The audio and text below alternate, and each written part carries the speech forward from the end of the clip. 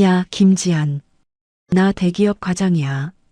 너네 집 같은 수준이랑 내가 대화가 섞일 것 같니?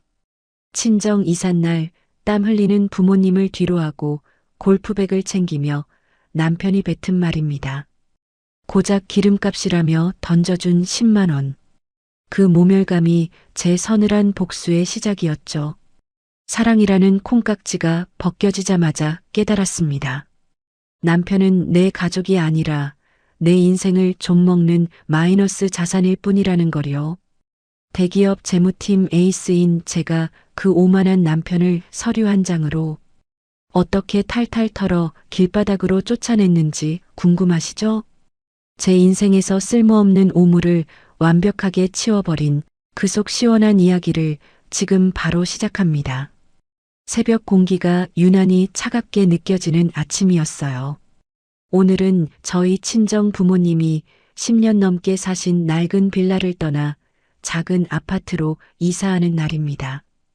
저는 일찍부터 서둘러 대충 짐을 챙기고 있었죠. 그런데 남편은 느긋하게 거실로 나오더니 평소 입지도 않던 화려한 골프웨어를 챙겨 입더군요. 어깨에는 묵직한 골프백까지 척 걸치고 말이에요. 여보, 오늘 우리 부모님 이삿날인 거 잊었어? 내가 어제도 말했잖아. 제가 당황해서 묻자 남편은 거울을 보며 머리를 매만지더니 대수롭지 않게 대답하더군요. 아, 그 이사? 알지. 그런데 어쩌냐. 오늘 상무님이랑 라운딩 잡혔어. 나 같은 대기업 과장이 그런 네트워킹 빠지면 회사 생활 끝이야. 너도 알잖아. 이번 인사고가가 얼마나 중요한지. 아무리 그래도 그렇지. 사위가 얼굴 한번 안 비치는 게 말이 돼? 부모님이 얼마나 섭섭해 하시겠어. 제 목소리가 조금 높아지자 남편은 비웃음 섞인 콧방귀를 뀌며 뒤를 돌아봤습니다. 야, 김지한. 생각 좀 해라. 나 같은 대기업 사위가 이사 현장에 나타나 봐. 내내 거리고 있으면 어르신들이 나한테 뭘 바랄 것 같아? 결국 이서방, 이것 좀 해줘라, 저것 좀 해줘라 하면서 돈만 바랄걸? 남편은 그렇게 제 속을 득득 긁어놓고는 미련 없이 현관문을 나섰습니다. 이사 현장은 아침부터 아수라장이었습니다. 이삿짐 트럭 옆에서 머리가 허연 아버지가 짐구석을 붙잡고 땀을 흘리고 계셨죠. 엄마는 먼지투성이가 된 수건으로 얼굴을 닦으며 저를 보고 억지 미소를 지으셨어요. 지아나, 사위는? 바쁜 일 있대? 응, 엄마, 갑자기 회사에 급한 일이 생겼다네. 정말 미안해. 거짓말을 하는 제 입술이 바르르 떨렸습니다. 그때였어요. 핸드폰 진동이 울려 확인해 보니 남편에게서 메시지가 와 있더군요. 처가 이사하는데 기름값이나 보태라고 10만 원 보냈어. 확인한 입금 내역에는 딱 10만 원이 찍혀 있었습니다. 순간 눈앞이 아득해졌어요. 본인이 휘두르는 골프채 하나에 수백만 원을 쓰고 오늘 라운딩 비용으로만 수십만 원을 태울 인간이었습니다. 평생 자식 위에 헌신한 장인, 장모의 이삿날에 보낸 게 고작 10만 원이라니요. 낡은 트럭 옆에서 쪼그려 앉아 김밥을 드시는 부모님을 보니 가슴 밑바닥에서 뜨거운 것이 울컥 치밀어 올랐습니다. 저는 떨리는 손으로 핸드폰을 꽉 쥐고는 터져 나오려는 분노를 억지로 삼켰습니다. 밤 11시가 넘어서야 남편이 술 냄새를 풀풀 풍기며 돌아왔습니다. 현관문에 들어서자마자 골프백을 거칠게 던져놓더니 소파에 대자로 뻗더군요. 아우, 피곤해. 여보, 물 좀 가져와 봐. 저는 냉수를 가져다 주며 차갑게 물었습니다. 오늘 즐거웠어? 기름값 10만 원은 잘 받았어. 우리 엄마 아빠가 참 좋아하시더라. 제 비꼬는 투에 남편이 벌떡 일어나 앉으며 인상을 썼습니다. 야, 너 말투가 왜 그래? 내가 10만 원이나 보냈으면 고맙다고 해야지. 솔직히 말해서 처가 식구들 만나면 나랑 대화나 통하는 줄 알아? 수준이 맞아야 말을 섞지. 맨날 옛날 얘기나 하고 사는 수준 뻔한데 내가 거기서 무슨 영감을 얻겠냐? 남편은 취기에 젖어 제 가슴에 대못을 박는 소리를 서슴없이 내뱉었습니다. 지안아, 너도 내 덕에 이런 집 살고 대기업 사모님 소리 듣는 거야. 내 주제를 좀 알아야지. 처가 식구들 챙기는 것도 적당히 해. 나니까 그 정도로 맞춰주는 줄 알라고. 남편은 코를 골며 금세 잠이 들었습니다. 하지만 저는 잠들 수 없었죠. 어두컴컴한 거실, 홀로 앉아 남편의 뒷모습을 바라봤습니다. 그동안 가족이라는 이름으로 덮어두었던 무수한 무시와 오만함이 선명하게 살아났습니다. 그날 밤 이후 제 일상은 겉보기에 평온했지만 머릿속은 온통 차가운 숫자로 가득 찼습니다. 재무팀에서 근무하다 보면 숫자는 절대로 거짓말을 하지 않는다는 걸 뼈저리게 배우거든요. 마침 회사에서 법인카드 오남용 사례를 전수조사하는 프로젝트를 맡게 되었어요. 영수증 한 장, 소수점 하나까지 털어내며 부정 사용을 잡아내다 보니 문득 기분이 이상해지더군요. 회사 돈은 이렇게 철저하게 관리하면서 내 집안의 돈은 정말 투명한가 하는 의구심이 들었죠. 저는 곧바로 남편과 제가 매달 일정 금액을 입금하는 공동생활비 계좌의 상세 내역을 뽑아봤습니다. 그런데 모니터를 훑어내려가던 제 눈이 한 곳에서 멈췄어요. 매월 15일 관리비라는 명목으로 무려 300만 원이라는 거액이 자동이체되고 있었거든요. 우리 집 관리비가 아무리 많이 나와도 50만 원을 넘긴 적이 없는데 심장이 조금씩 빠르게 뛰기 시작했습니다. 잘못 본 게 아닐까 싶어 지난 1년치 내역을 모두 뒤져봤죠. 놀랍게도 매달 15일만 되면 귀신같이 300만 원이 어딘가로 빠져나가고 있었습니다. 남편은 평소 가계부 정리는 저보고 알아서 하라며 경제권을 전적으로 맡기는 척했거든요. 하지만 정작 이 생활비 계좌의 공인인증서는 본인이 관리하며 제가 세부 내역을 보는 걸 은근히 꺼렸던 이유를 이제야 알 것 같았습니다. 저는 그 즉시 이체된 계좌번호의 행방을 추적하기 시작했습니다. 재무팀 에이스라는 별명이 괜히 붙은 게 아니거든요. 얼마 지나지 않아 드러난 이체의 정체는 제 예상을 완전히 빗나갔습니다. 그 돈이 도착한 곳은 아파트 관리소 계좌가 아니라 모 시중은행의 대출 상환 계좌였어요. 그것도 남편의 이름이 아닌 시어머니 조갑순 여사 명의로 된 아파트의 대출 이자 계좌였죠. 세상에 우리 집 생활비를 빼돌려서 시어머니 집 대출금을 갚아주고 있었다고? 손끝이 차갑게 식어갔습니다. 저희 부부가 맞벌이를 하며 아끼고 모은 돈이었어요.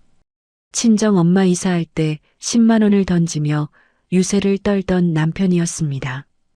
뒤로는 매달 제 연봉에 육박하는 큰 돈을 제 허락도 없이 시댁 아파트 빚을 갚는데 쓰고 있었다니요. 배신감이 파도처럼 밀려와 숨이 턱 막혔습니다. 하지만 의무는 여기서 끝이 아니었습니다. 시어머니의 대출 이자라고 하기엔 300만 원은 너무 큰 액수였거든요. 혹시 다른 곳으로 새는 돈이 더 있나 싶어 평소 교류도 없던 신우이 혜진의 SNS를 찾아 들어갔습니다. 프로필 사진을 확인하자마자 저는 헛웃음을 터뜨리고 말았어요. 어머, 얘 좀 봐. 아주 팔자가 늘어지셨네. 명품 로고가 선명한 쇼핑백을 주렁주렁 들고 활짝 웃고 있는 사진 아래에는 가관인 문구들이 적혀 있었죠. 비트코인 가즈아. 드디어 대박 터짐. 역시 인생은 한방. 곧 내 이름으로 된 예쁜 카페 오픈 예정. 기대하시라. 온통 돈 자랑, 명품 자랑뿐이었습니다. 변변한 직장도 없이 매번 사고만 치던 신우이가 무슨 돈이 있어서 이런 호사를 누리는 걸까요? 남편은 늘 제게 동생이 참 불쌍하다.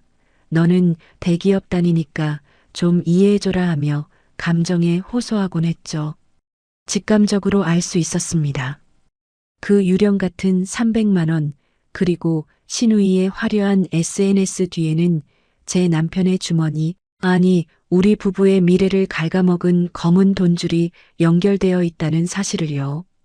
그날 저녁 퇴근하고 돌아온 남편은 아무것도 모른 채 소파에 누워 TV를 보며 낄낄거리고 있었습니다.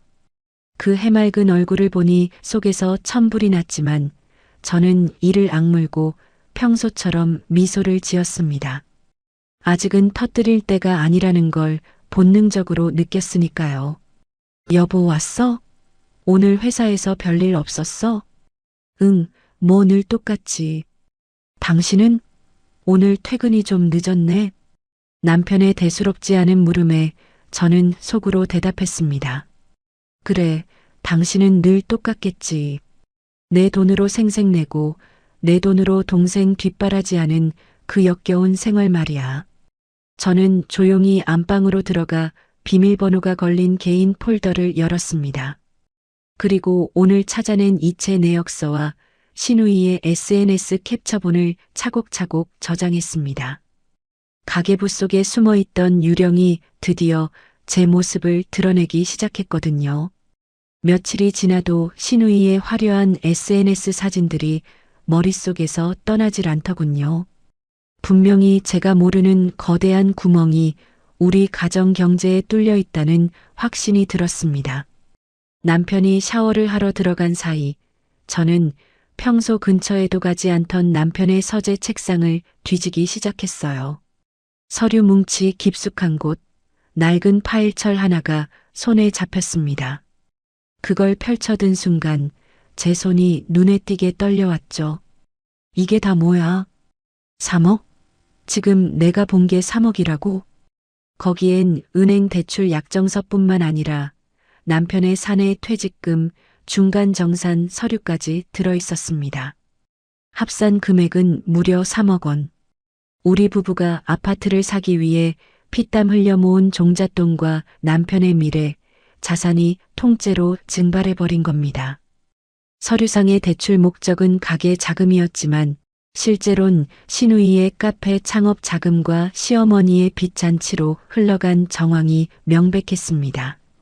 심장이 바닥으로 뚝 떨어지는 충격에 숨이 쉬어지지 않았어요.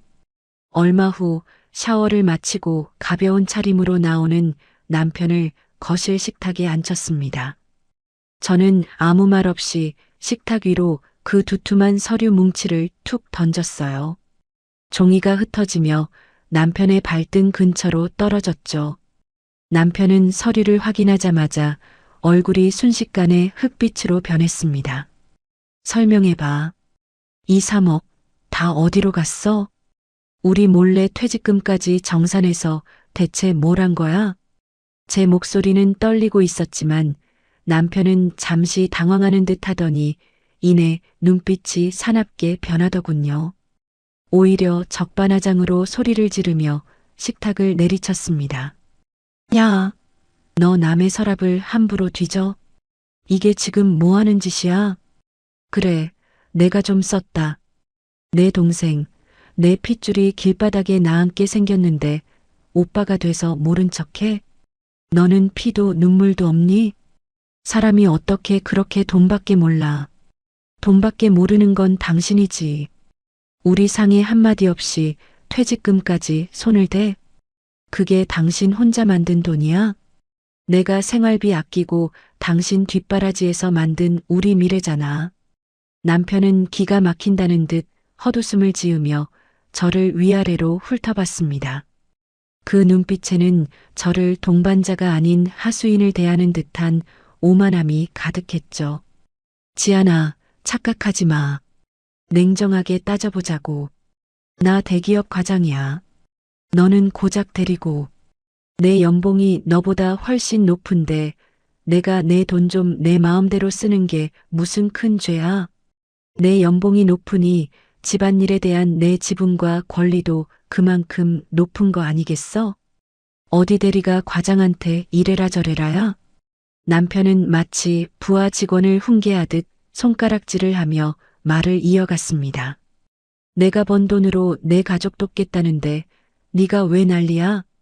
능력 없는 처가 식구들 챙기는 것보다 능력 있는 내가 우리 식구 돕는 게 훨씬 효율적인 거야. 알겠어? 앞으로 이 일로 한 번만 더 입 벌리면 그땐 정말 가만 안 둬. 남편은 씩씩거리며 안방으로 들어가 문을 쾅 닫아버렸습니다.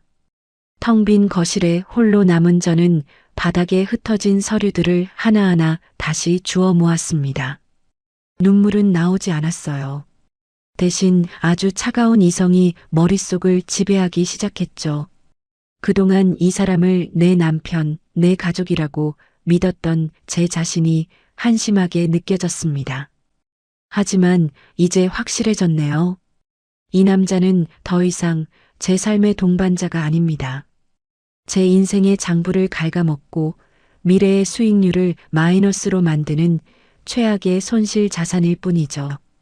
재무팀에서 부실 채권을 정리하듯 저는 이제 이 자산을 어떻게 손절해야 가장 큰 이득을 남길 수 있을지 계산하기 시작했습니다.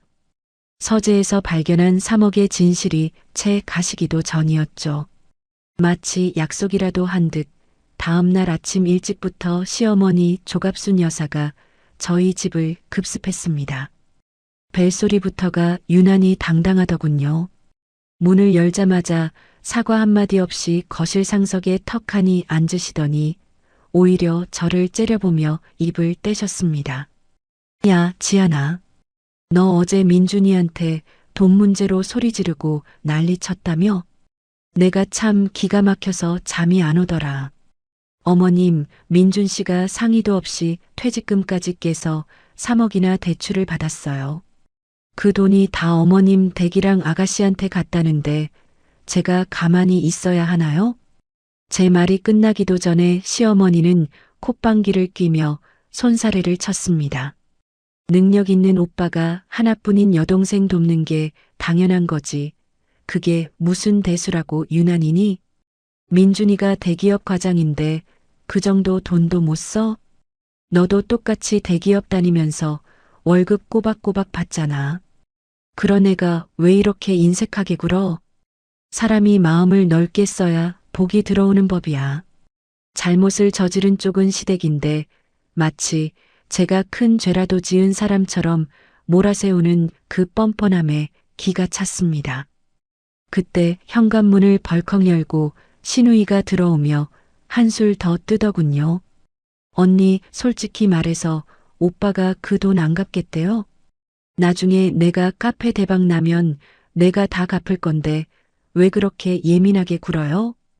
가족끼리 돈 좀 빌려 쓴 거 가지고 사람 피를 말려도 유분수지. 언니 보면 정말 정 떨어져요.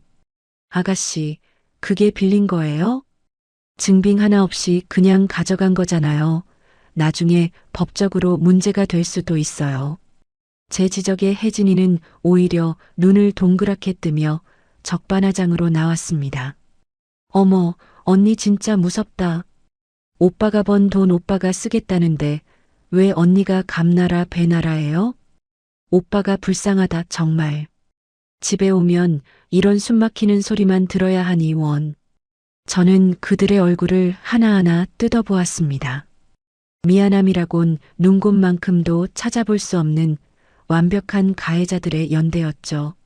하지만 저는 화를 내는 대신 조용히 주방으로 가 따뜻한 차를 우려냈습니다. 그리고 입가에 억지 미소를 띄우며 그들 앞에 찻잔을 내려놓았죠. 그래, 마음껏 떠들어라. 너희가 뱉는 그 뻔뻔한 말들이 다 나중에 어떻게 돌아올지 상상도 못하겠지. 그들이 폭풍처럼 휩쓸고 지나간 오후, 저는 곧장 회사 근처의 법률사무소로 향했습니다. 미리 예약해둔 변호사와 세무사를 한자리에 모았죠. 재무팀에서 다져진 제 실력을 이제는 제 인생을 구하는 데 써야 할 때니까요. 변호사님, 제 목표는 명확합니다. 이 아파트는 부부 공동 명의지만 제 지분을 온전히 수호해야 하고요. 남편이 저 몰래 저지른 저 3억의 채무를 전적으로 남편 개인의 채무로 확정 짓고 싶습니다. 세무사님은 제가 가져온 남편의 대출 서류와 이체 내역을 꼼꼼히 살피더니 고개를 끄덕였습니다. 고객님, 남편분이 생활비 계좌에서 시어머니 대출 이자를 낸 건 명백한 횡령성 유용으로 볼 수 있습니다. 그리고 퇴직금 중간 정산금의 행방도 추적해서 시댁으로 흘러간 증거를 다 확보해야 합니다. 변호사님 역시 날카로운 조언을 덧붙였죠. 상대방이 가족이라는 이름으로 방심하고 있을 때가 기회입니다. 지금부터는 감정적으로 대응하지 마세요. 그들이 스스로 발목을 잡을 수 있게 덫을 놓아야 합니다. 상담을 마치고 나오는 길 지는 노을을 바라보며 저는 깊은 숨을 내뱉었습니다. 시어머니와 시누이가 집에서 부렸던 그 오만함이 제게는 오히려 확실한 연료가 되더군요. 이제 차가운 법과 숫자의 언어로 그들에게 대답해 줄 차례입니다. 제 인생의 장부에서 이 거머리 같은 인간들을 한 명씩 지워나갈 완벽한 전략이 세워지고 있었습니다. 재무팀에서 숫자를 다루며 배운 가장 큰 교훈은 감정은 휘발되지만 서류는 영원하다는 것이거든요. 그들이 가족이라는 울타리 안에서 천년만년 평안할 줄 아는 지금이 바로 제가 덫을 놓을 최적의 타이밍이었습니다. 저는 며칠 뒤 시누이 혜진이를 회사 근처 조용한 카페로 불러냈습니다. 시누이는 오늘도 제 남편이 준 돈으로 샀을 법한 화려한 명품 가방을 들고 나타나더군요. 자리에 앉자마자 귀찮다는 듯 턱을 괴고 저를 쳐다보는 그 오만한 눈빛이라니. 언니, 바쁜 사람 왜 불러냈어요? 또 돈 해먹은 거 가지고 잔소리하려고요? 오빠가 다 알아서 한다니까요. 저는 일부러 아주 심각하고 어두운 표정을 지으며 목소리를 낮췄습니다. 마치 큰 비밀이라도 알려주는 것처럼 말이죠. 아가씨, 내가 지금 돈이 아까워서 이러는 게 아니에요. 내가 재무팀에 있잖아요. 요즘 국세청 분위기가 심상치 않아서 그래. 민준 씨가 아가씨한테 보낸 그 3억 말이야. 그거 증빙 없이 그냥 준 거면 증여로 간주되는 거 알아요? 증여요? 그게 왜요? 시누이의 눈동자가 살짝 흔들리기 시작했습니다. 저는 이 기회를 놓치지 않고 쐐기를 박았죠. 증여세 폭탄은 물론이고 자금 출처 조사 나오면 민준 씨 회사에서 무사할 수가 없어요. 대기업 과장이 출처 불분명한 거액을 여동생한테 뿌렸다고 하면 회사 윤리위원회에서 가만 안 둬.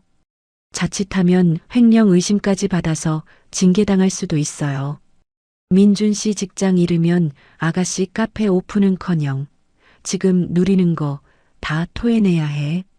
징계이라는 단어에 혜진이의 얼굴이 순식간에 하얗게 질렸습니다. 세상 물정 모르는 철부지에게 돈줄이 끊긴다는 공포만큼 효과적인 건 없거든요. 그럼 어떡해요, 언니? 나 카페 인테리어 계약도 다 했는데. 저는 기다렸다는 듯 가방에서 미리 준비한 서류 뭉치를 꺼냈습니다. 법무법인에서 공증까지 받을 수 있도록 완벽하게 작성된 차용증이었죠. 방법이 딱 하나 있어요. 이게 그냥 준 돈이 아니라 빌려준 돈이라는 걸 증명하면 돼. 여기 이 차용증에 사인하고 지장 찍어요. 나중에 조사 나오면 오빠한테 빌린 돈이고 언제까지 갚기로 했다고 증거를 내밀어야 민준 씨를 살릴 수 있어요. 내가 민준 씨 몰래 아가씨 도와주려고 준비한 거예요. 아, 역시 언니밖에 없네. 나는 그것도 모르고 언니 미워할 뻔했잖아. 시누이는 고맙다며 연신 고개를 숙이고는 서류에 1페이지로 이름을 적어 넣었습니다. 그 돈이 증여가 아닌 채무로 확정되는 순간이었죠. 공증까지 마친 이 종이 한 장은 이제 시누이를 남편의 든든한 아군이 아닌 남편을 파멸로 이끌 거대한 빚쟁이로 만들어줄 핵심 증거가 될 것입니다. 남편 몰래 진행된 제 첫 번째 승리였습니다. 집으로 돌아온 저는 이번엔 남편을 공략하기로 했습니다. 샤워를 마치고 나온 남편에게 따뜻한 차 한 잔을 내밀며 최대한 차분하고 순종적인 목소리로 말을 건넸습니다. 여보, 나 곰곰이 생각해봤어. 당신 말대로 당신이 우리 집안의 가장이고 나보다 연봉도 높으니까 당신 판단이 맞았을 거야. 그동안 내가 너무 예민하게 굴어서 미안해. 제 갑작스러운 사과에 남편은 의기양양해하며 어깨를 으쓱거렸습니다. 그래, 진작 그렇게 생각했어야지. 내가 다 우리 가족 잘 되자고 하는 짓이라니까? 응, 그래서 말인데. 당신 이번에 대출을 너무 많이 받아서 신용 점수가 많이 떨어졌더라고. 이러다가 나중에 우리 아파트 대출 연장할 때 문제 생기면 어떡해? 혹시라도 집 압류라도 들어오면 우리 둘 다 길바닥에 나앉는 거잖아. 남편의 표정이 조금 굳어지자 저는 이때다 싶어 서류를 내밀었습니다. 그래서 당분간만 아파트 지분을 내 쪽으로 좀 더 조정해 놓는 게 어때? 당신 신용 위험을 내가 방어해 주는 거지. 나중에 당신 신용 회복되면 그때 다시 돌려놓으면 되니까. 당신을 위해서 그리고 우리 집을 지키기 위해서 이게 가장 안전한 방법이야. 당신 과장인데 이런 리스크 관리 정도는 이해하지? 남편은 잠시 고민하는 듯 했지만 이미 제가 깔아놓은 리스크 관리라는 명분과 본인의 자존심을 지켜준다는 사탕발림에 넘어가 버렸습니다. 무엇보다 제가 본인의 편이 되었다고 굳게 믿는 눈치였죠. 재무팀 다니는 당신이 그렇다면 그런 거겠지. 좋아, 사인할게. 저는 남편이 서류에 사인하는 모습을 보며 입안의 혀를 깨물었습니다. 웃음이 터져 나오려는 걸 참기 위해서였죠. 이 합의서 한 장으로 우리 부부의 유일한 자산인 이 아파트는 사실상 제 소유가 되었습니다. 남편은 본인의 신용을 보호한다는 명목하에 스스로 집에서 쫓겨날 발판을 마련한 셈입니다. 남편은 아무것도 모른 채 소파에 누워 코를 골며 잠이 들었습니다. 저는 서재로 돌아와 금고에 혜진이의 차용증과 남편의 지분 합의서를 소중히 넣었습니다. 모래성이 무너지기 전 저는 이미 제 몫에 단단한 성벽을 쌓아 올렸습니다. 이제 남편의 오만함이 불러올 폭풍이 이 집을 덮치기만을 기다리면 됩니다. 데이터는 준비되었고 덫은 완벽하게 작동하기 시작했으니까요. 남편은 자신이 놓인 처지가 얼마나 위태로운지도 모른 채 여전히 대기업 과장이라는 명함에 취해 있었습니다. 하지만 제가 뒤에서 서류를 정리하고 덫을 놓는 동안 그가 그토록 공들여 쌓아 올린 시댁의 꿈은 밑바닥부터 썩어 들어가고 있었죠. 재무팀에서 일하며 배운 불변의 진리가 하나 있습니다. 기초 자산이 부실한 투자는 반드시 파멸을 부른다는 사실이죠. 어느 날 오후 신우이 혜진에게서 비명에 가까운 전화가 걸려왔습니다. 그렇게나 기세등등하게 오픈 준비를 하던 카페가 채 영업을 시작하기도 전에 무너졌다는 소식이었어요. 비트코인으로 한탕을 노리며 카페 인테리어 비용까지 끌어다 쓴 신우이의 무모함이 화를 부른 것이죠. 공사는 중단되었고 그 큰 상가 임대료와 위약금은 고스란히 남편의 빚으로 돌아왔습니다. 여보, 큰일 났어.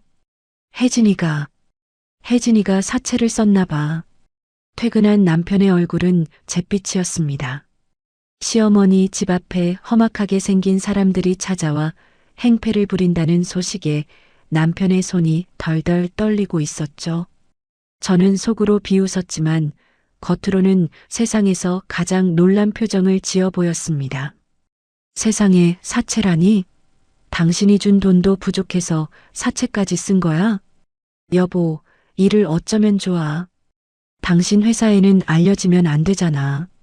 그러니까 지금 회사에서도 내가 정신이 없어서 업무 실수를 몇 번 했단 말이야. 상무님이 나를 보는 눈빛이 심상치 않아. 아, 정말 미치겠네. 그는 머리를 쥐어뜯으며 거실을 서성였습니다. 대기업 엘리트 과장이라며 어깨에 힘을 주던 모습은 온데간데 없고 그저 빚더미에 올라앉은 겁먹은 짐승 같더군요. 불행은 결코 혼자 오지 않는 법입니다. 며칠 뒤 남편은 회사에서 청천벽력 같은 통보를 받았습니다. 신우이의 채무 관계와 남편이 무리하게 끌어쓴 대출들 때문에 남편의 개인 신용도가 바닥으로 곤두박질 친 것이죠. 결국 회사에서 지원해주는 사내 대출 연장마저 거부당했다는 소식을 들고 그는 제 앞에 무릎을 꿇었습니다. 지아나, 제발 나 좀 살려줘. 당신 명의로 대출 좀 받아주면 안 될까? 그거면 사내 대출도 갚고 사채업자들도 떼어낼 수 있어. 응? 나 당신 남편이잖아. 나 무너지면 우리 집도 끝이야. 그의 비굴한 목소리를 들으니 예전 친정 이삿날에 그가 내뱉었던 말들이 환청처럼 들려왔습니다. 처가는 수준이 안 맞는다느니 나 같은 대기업 사위가 가면 돈만 바란다느니 하던 그 오만한 목소리 말이에요. 저는 아주 난처하고 슬픈 표정을 지으며 그의 손을 살며시 떼어냈습니다. 여보, 나도 정말 도와주고 싶지. 그런데 어쩌나. 지난번에 당신이 사인해준 아파트 지분 조정건 때문에 나도 대출 규제에 꽉 묶여버렸어. 이미 내 한도까지 다 끌어다 써서 지금은 단돈 100만 원도 더 빌릴 수가 없는 상황이야. 재무팀에 있는 내가 이런 걸 거짓말하겠어? 정말 안타깝다, 여보. 뭐, 정말 방법이 없어? 당신 재무팀이잖아. 어떻게든 융통해봐. 미안해.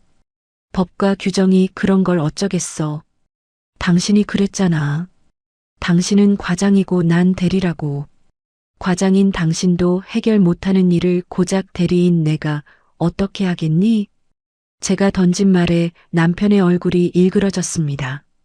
과거 자신이 제게 주었던 모멸감이 칼이 되어 돌아오는 걸 느끼는 듯 했죠. 그는 밤새 한숨을 내쉬며 거실을 지켰지만 저는 안방에서 아주 편안하게 숙면을 취했습니다. 다음 날 저는 점심시간에 조용히 노트북을 열었습니다. 그리고 오랫동안 준비해온 마지막 서류를 꺼냈죠. 사내 게시판과 인사과에 제출할 제보 서류였습니다. 제목은 임직원 품위 유지 위반 및 경제적 도덕성 결여에 관한 제보였죠.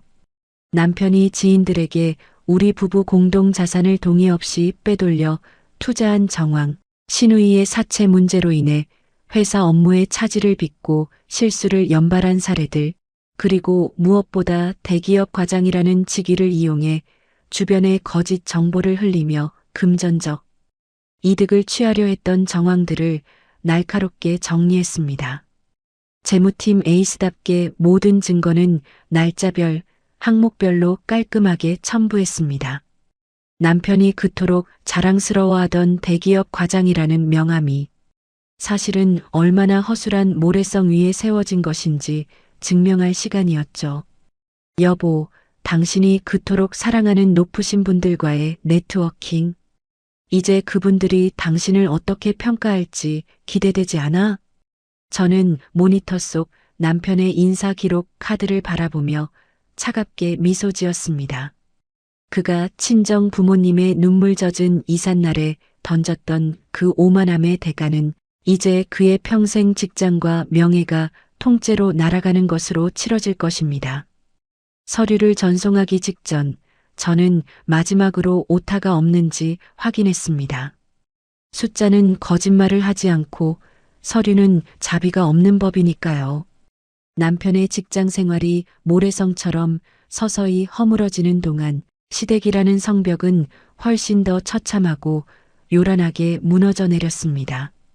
재무팀에서 근무하며 수많은 부도 사례를 봐왔지만 탐욕에 눈이 멀어 벼랑 끝으로 달려가는 사람들의 결말은 늘 똑같더군요. 시어머니 조갑순 여사는 신우이의 카페가 망하고 남편의 신용이 바닥을 치자 마지막 한탕으로 전세를 역전시키겠다는 무모한 도박을 감행했습니다.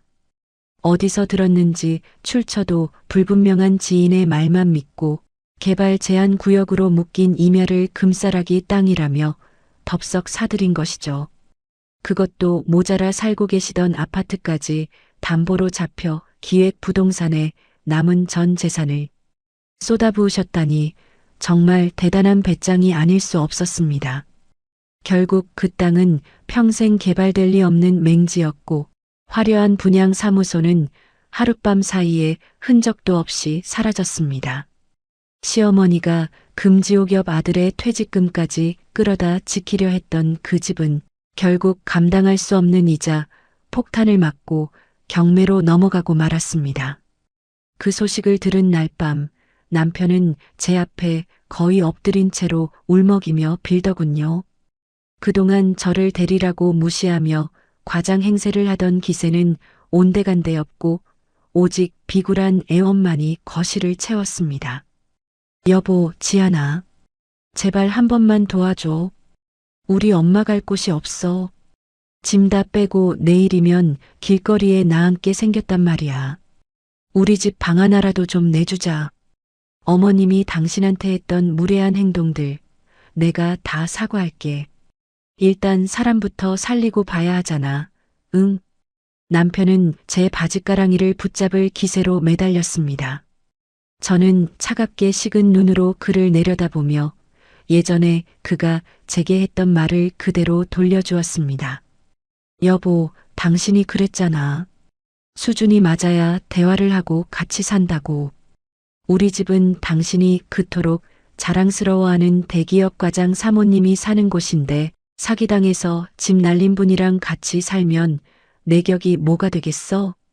그리고 나 재무팀이잖아. 부실 채권은 빨리 정리하는 게 원칙이야.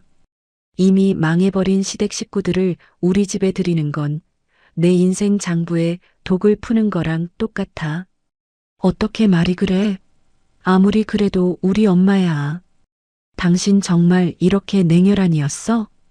아니, 나는 그저 당신한테 배운 대로 하는 것뿐이야. 가족보다 돈이 우선이고 능력 없으면 무시당해도 싸다고 가르쳐준 건 당신이잖아. 저는 단호하게 거절하고 안방 문을 잠갔습니다. 남편이 밖에서 문을 두드리며 소리를 질렀지만 제 마음은 호수처럼 평온했죠. 내쫓기 위한 마지막 무대는 이미 완벽하게 세팅되어 있었으니까요. 다음 날 오후 드디어 올 것이 왔습니다. 인터폰 화면 가득 시어머니의 일그러진 얼굴과 산더미처럼 쌓인 이삿짐 박스들이 보였죠. 옆에는 눈 화장이 번진 채 우울함이 섞인 표정으로 서 있는 시누이 혜진이도 보였습니다. 시어머니는 문이 열리기도 전에 현관문을 쾅쾅 두드리며 고함을 쳤습니다. 야, 지안아, 문 열어라. 애미 왔다. 아들이랑 얘기 끝났으니까 얼른 문 열어. 이 짐들 복도에 계속 둘 거냐? 저는 현관문 근처에도 가지 않고 거실 벽면에 붙은 인터폰 스피커폰 버튼을 눌렀습니다. 제 목소리는 아주 차분하고 예의 바르게 울려 퍼졌죠. 어머님, 연락도 없이 이렇게 오시면 곤란하죠. 여긴 아무나 들어올 수 있는 곳이 아니거든요. 뭐, 아무나라니. 내가 내 시엄이다. 민준이가 들어와 살라고 했어. 얼른 안 열어. 저는 피식 웃으며 서류 한 장을 카메라 렌즈 앞으로 가져갔습니다. 지난번 남편에게 사인을 받아낸 지분 이전 합의서와 등기부등본이었죠. 어머님, 착각하신 모양인데 여기는 민준 씨 집이 아니에요. 법적으로 공동명의로 된 우리의 집입니다. 제 허락 없이는 그 누구도, 심지어 민준 씨도 마음대로 누군가를 들릴 권리가 없어요. 지금 당장 그 짐들 치우고 돌아가세요. 너 지금 제정신이냐? 이게 어디서 시어미한테 대들고 난리야. 민준아 나와봐라. 복도에서 시어머니와 시누이가 악을 쓰며 문을 발로 차기 시작했습니다. 아파트 복도가 떠나가라 소란이 일었지만 저는 눈 하나 깜짝하지 않았습니다. 오히려 우아하게 차 한 잔을 마시며 핸드폰을 들었죠. 네, 경찰서죠? 여기 누군지도 모르는 사람들이 저희 집 현관문을 파손하고 주거 침입을 시도하고 있습니다. 네, 아주 위험해 보여요. 빨리 와주세요. 제 명의의 집이라 무단 침입으로 강력 처벌 원합니다. 인터폰 너머로 시어머니의 비명 같은 욕설이 들려왔지만 저는 그저 조용히 전원을 껐습니다. 현관 너머에서 들려오는 경찰차 사이렌 소리가 마치 제 승리를 축하하는 팡파르처럼 들리더군요. 이제 이 집에서 나갈 사람은 시어머니뿐만이 아닙니다. 이 거대한 손실 자산들을 완전히 폐기 처분할 시간이 머지않았습니다. 복도에서 울려 퍼지는 시어머니와 시누이의 비명 섞인 욕설이 인터폰 스피커를 타고 거실 안까지 진동을 했습니다. 마치 짐승의 울부짖음처럼 들리더군요. 남편은 현관문 앞에서 어쩔 줄 몰라 하다가 이내 제게 달려들어 도끼 서린 눈으로 폭언을 퍼붓기 시작했습니다. 야, 김지한, 너 진짜 미쳤어? 우리 엄마를 지금 밖에서 저렇게 망신을 줘? 당장 문 안 열어? 네가 사람이야? 짐승이지. 어디서 감히 시어머니를 경찰에 신고를 해? 남편은 제 어깨를 거칠게 밀치며 소리를 질러댔습니다. 하지만 저는 눈 하나 깜짝하지 않았죠. 오히려 아주 차분한 손길로 주머니에서 핸드폰을 꺼내 녹음 버튼을 눌렀습니다. 그리고 식탁 위에 핸드폰을 올려두며 싸늘하게 웃어 보였어요. 더 해봐. 폭언, 협박, 폭행 미수까지. 데이터 쌓이는 소리가 아주 경쾌하네. 여보, 당신이 그토록 강조하던 품위는 다 어디로 갔어? 대기업 과장님이 동네방네 떠나가라 소리 지르는 꼴이 참 보기 좋네. 뭐? 데이터? 너 지금 제정신이야? 당장 문 열고 우리 엄마 들여보내. 우리가 부부인데 어떻게 이럴 수가 있어. 남편은 분에 못 이겨 씩씩거리며 제 앞면 근처까지 주먹을 치켜들었습니다. 그의 얼굴은 분노와 당혹감으로 시뻘겋게 달아올라 있었죠. 저는 그런 남편을 아주 가련하다는 듯이 쳐다보며 천천히 입을 뗐습니다. 오랫동안 제 가슴속에 박혀있던 가시 같은 말들을 하나씩 꺼내어 그에게 돌려줄 차례였죠. 여보, 왜 나한테 난리야? 밖에 계신 분, 네 엄마지 내 엄마니? 내 엄마 일은 네가 알아서 해야지. 우리 집은 수준이 높아서 저런 상스러운 소리 내는 분이랑은 대화가 안 통하거든. 제 입에서 나온 말에 남편의 눈동자가 경악으로 물들며 크게 흔들렸습니다. 그건 정확히 1년 전 저희 친정 부모님 이삿날에 제가 도움을 청했을 때 그가 제게 던졌던 말이거든요. 토시 하나 틀리지 않고 똑같이 돌려주자 남편은 마치 보이지 않는 칼에 맞은 듯 멍한 표정을 지었습니다. 너 지금 무슨 말을? 왜? 기억 안 나? 쳐가는 수준이 안 맞아서 대화가 안 통한다며. 사위가 가면 돈만 바랄 텐데 안 가는 게 도와주는 거라며. 나도 똑같아. 사기당해서 길바닥에 나앉은 시어머니랑 시누이, 내가 봐서 무슨 영감을 얻겠니? 괜히 엮여서 내 돈만 축낼 텐데 내가 안 보는 게 그분들 도와주는 거야. 알아서 해. 난 내 집에서 편안하게 쉴 권리가 있거든. 남편은 입술을 파르르 떨며 아무 말도 하지 못했습니다. 자신의 과거가 부메랑이 되어 목을 조여오는 그 공포를 비로소 실감하는 눈치였죠. 그토록 오만했던 엘리트 과장의 자존심이 제 발밑에서 처참하게 으깨지는 순간이었습니다. 저는 얼어붙은 남편 앞에 미리 준비해둔 두툼한 서류 봉투를 툭 던졌습니다.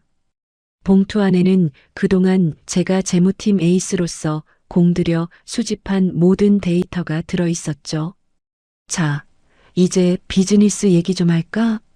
거기 들어있는 건 네가 공동생활비 계좌에서 시어머니 대출 이자로 빼돌린 횡령 내역서야. 그리고 퇴직금 무단 정산해서 신우이한테 넘긴 증거들도 다 들어있지. 이걸로 고소장 이미 작성 끝났어. 남편은 허겁지겁 서류를 꺼내 읽더니 손을 바들바들 떨었습니다. 그 위에는 이혼 소장도 함께 놓여 있었죠. 지안아, 제발. 우리 대화로 하자. 내가 잘못했어. 내가 죽을 죄를 지었어. 대화, 이제 와서? 미안하지만 난 이미 당신을 회수 불가능한 부실 자산으로 분류 끝냈어. 선택지는 두 개야. 이 서류 그대로 검찰이랑 당신 회사 인사과에 접수돼서 감옥 가고 파면당할래? 아니면 깔끔하게 재산 분할 포기하고 이 아파트 지분 다 내어주고 도장 찍고 나갈래? 어떻게 나한테 이래. 우리가 같이 산 세월이 얼마인데. 우리가 같이 산 세월?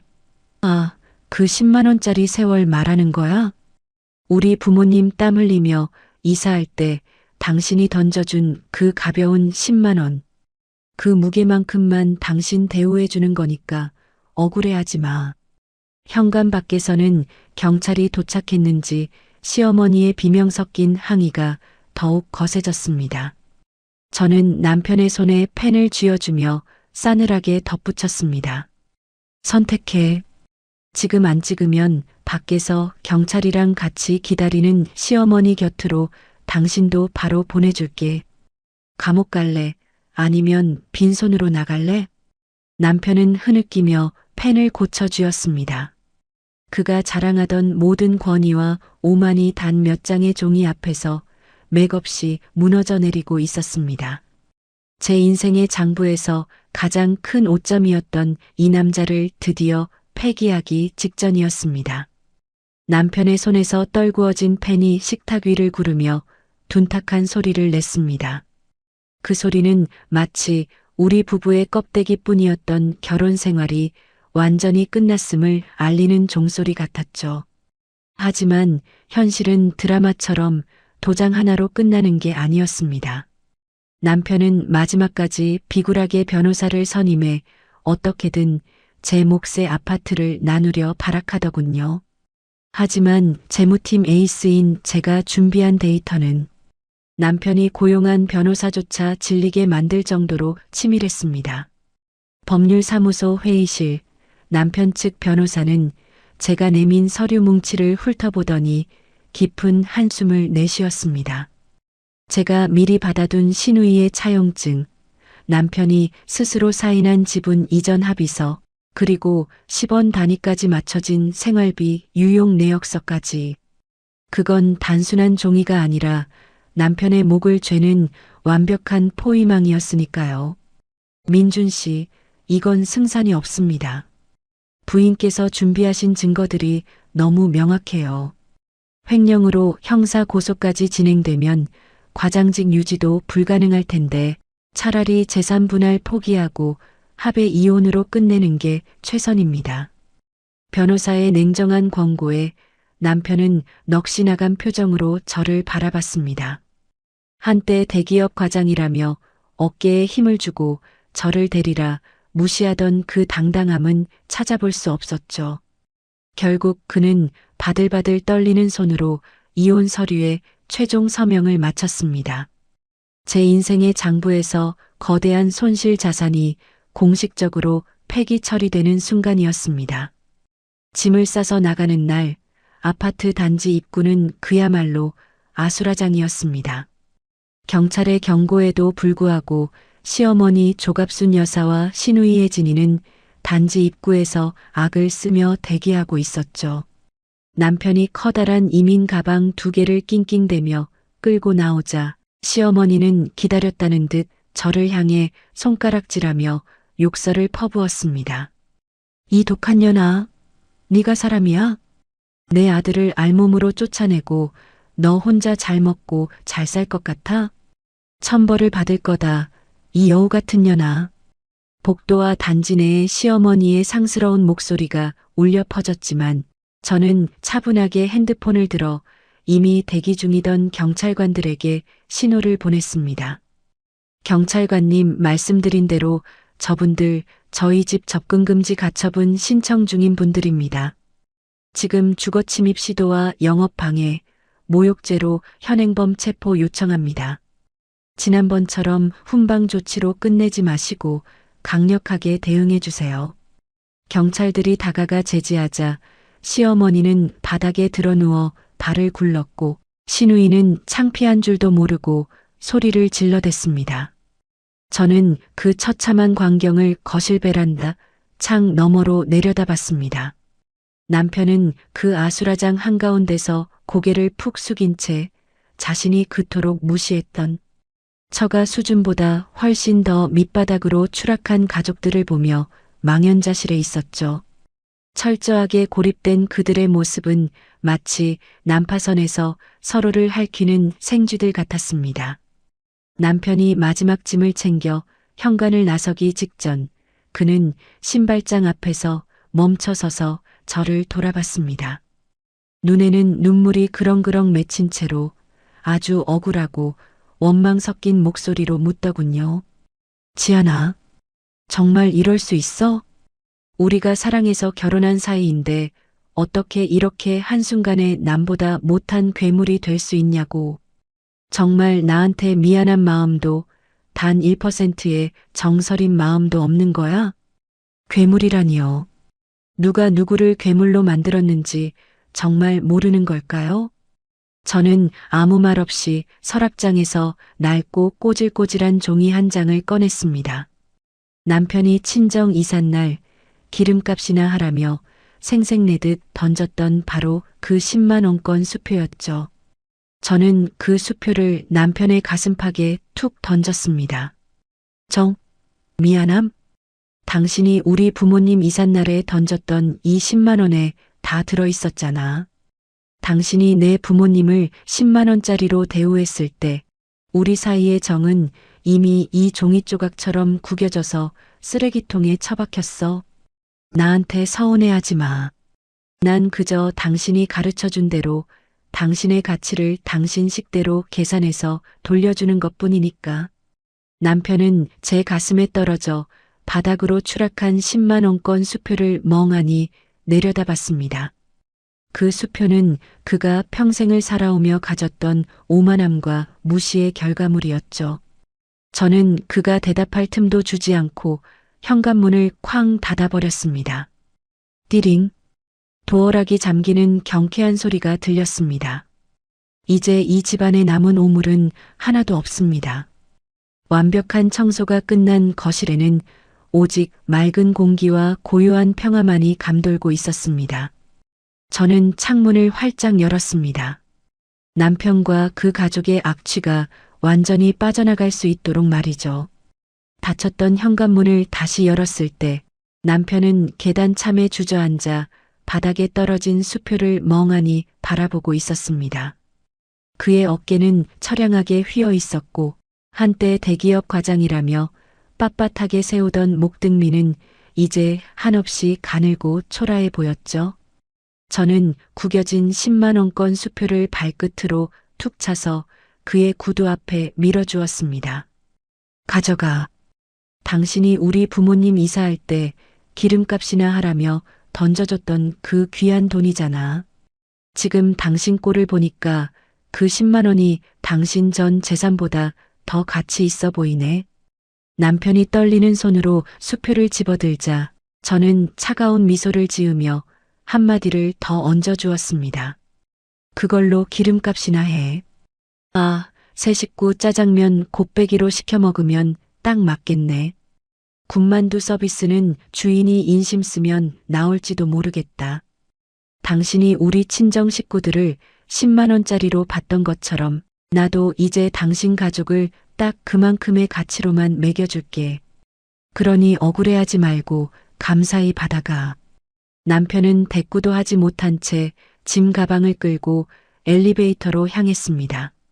멀어지는 그의 뒷모습 위로 밖에서 여전히 악을 쓰는 시어머니와 신우이의 고함이 겹쳐 들려왔죠. 그들이 만드는 그 지옥 같은 소음이 제 집 문 밖으로 영원히 사라지는 순간 저는 비로소 가슴속 깊은 곳에서 체증이 쑥 내려가는 해방감을 느꼈습니다. 남편이 떠난 집안은 믿을 수 없을 만큼 고요했습니다. 늘 무겁게 짓누르던 시댁의 그림자도 남편의 오만한 가스라이팅도 이제 이 거실에는 존재하지 않았죠. 저는 베란다 창문을 활짝 열고 차가운 저녁 공기를 들이마셨습니다. 먼지 하나 없는 깨끗한 공기가 폐부 깊숙이 스며드는 기분이었어요. 저는 소파에 깊숙이 몸을 파묻고 핸드폰을 들었습니다. 가장 먼저 떠오른 번호 10만 원의 모멸감을 견디며 딸의 눈치를 보셨던 우리 엄마의 번호를 눌렀죠. 엄마, 나야. 응, 다 끝났어. 이제 정말 끝났어. 이번 주말에 아빠랑 같이 시간 좀 내줘. 내가 정말 맛있는 거 사줄게. 비싼 한우도 좋고 엄마 좋아하는 회도 좋고 맛있는 거 실컷 먹으러 가자. 수화기 너머로 엄마의 떨리는 목소리가 들려왔습니다. 걱정하지 말라고, 이제 정말 행복하다고 말하며 저는 활짝 웃었습니다. 통장 잔고에 찍힌 숫자보다 제 명의로 지켜낸 이 아파트보다 지금 제가 누리는 이 자유라는 자산이 훨씬 더 든든하고 값지게 느껴졌습니다. 재무팀 에이스로서 내린 인생 최대의 손절매는 제 생애 가장 높은 수익률을 기록한 완벽한 결정이었습니다. 그로부터 몇 달의 시간이 흘렀습니다. 계절이 바뀌어 옷차림이 가벼워진 어느 화창한 월요일 아침이었죠. 저는 평소보다 가벼운 발걸음으로 회사 로비에 들어섰습니다. 사원증 목걸이에는 이제 대리가 아닌 과장이라는 두 글자가 선명하게 박혀 있었죠. 남편의 횡령과 품위 유지 위반을 고발하며 제출했던 치밀한 보고서 덕분에 회사는 제 업무 능력과 윤리의식을 높게 평가해 특별 승진을 결정해 주었습니다. 엘리베이터를 기다리며 동료들과 담소를 나누던 그때였습니다. 로비 한 구석 보안 데스크 앞에서 실랑이를 벌이고 있는 초라한 행색의 남자가 눈에 들어왔습니다. 구겨진 정장 상의에 헝클어진 머리, 그리고 생기를 잃은 눈동자. 한때 이 회사에 촉망받는 과장이었던 제 전남편이었습니다. 그는 아마 퇴직금 정산 문제나 남은 짐을 챙기기 위해 잠시 들른 모양이었죠.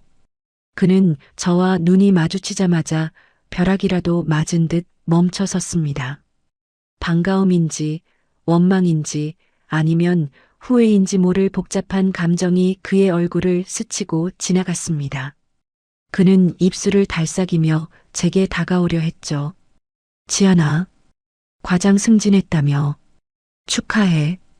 저기 잠깐 얘기 좀.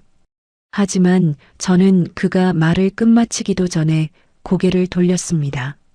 마치 낯선 타인, 아니 길가에 굴러다니는 낙엽이라도 본 것처럼 아무런 감정 없는 시선으로 그를 스쳐 지나갔죠. 제 인생의 장부에서 이미 영구 제명 처리된 부실 자산에게 줄 시간은 단 1초도 없었으니까요. 엘리베이터 문이 닫히기 직전 문틈 사이로 저를 멍하니 바라보는 남편의 모습이 보였습니다. 그는 이제 제가 발 디딘 이 화려하고 당당한 세계에서 완전히 퇴출당한 이방인이었습니다. 과장님, 오늘 점심 뭐 드실래요? 동료의 밝은 물음에 저는 환하게 웃으며 대답했습니다. 글쎄요, 오늘은 아주 비싸고 맛있는 걸로 먹어야겠어요. 제 가치를 알아주는 사람들하고만 말이죠. 엘리베이터가 높은 곳을 향해 매끄럽게 올라갔습니다. 모든 오물을 치워내고 낡은 10만 원의 기억조차 털어버린 제 인생의 이막이 찬란하게 시작되고 있었습니다. 이제 제 장부에는 오직 성장과 행복이라는 단어만이 기록될 것입니다. 자유로운 공기를 마시며 저는 더 이상 뒤를 돌아보지 않았습니다. 가족이라는 이름으로 모든 무례함을 견뎌야 했던 지한 씨의 이야기, 여러분은 어떻게 들으셨나요? 재무팀 에이스답게 감정에 휘둘리지 않고 차가운 숫자와 서리로 응징을 완성한 그녀의 모습에서 뜨거운 카타르시스가 느껴집니다. 나를 10만 원짜리 가치로 취급하는 사람에게 내 인생의 귀한 지분을 나눠줄 필요는 없겠죠. 때로는 가장 가까운 사람이라 할지라도 내 삶의 장부를 갉아먹는 손실 자산이라면 지한 씨처럼 과감하게 손절매할 수 있는 용기가 우리 모두에게 필요한지도 모르겠습니다. 오늘 사연이 여러분의 답답한 가슴을 뻥 뚫어 주었다면 구독과 좋아요로 지한 씨의 새로운 출발을 함께 응원해 주세요. 여러분의 따뜻한 댓글은 사연을 전하는 저희에게 큰 힘이 됩니다. 저는 다음번에도 가슴 시원해지는 승리의 이야기로 다시 찾아뵙겠습니다. 오늘도 여러분의 인생 장부에 행복이라는 수익만 가득하시길 바랍니다. 시청해 주셔서 감사합니다.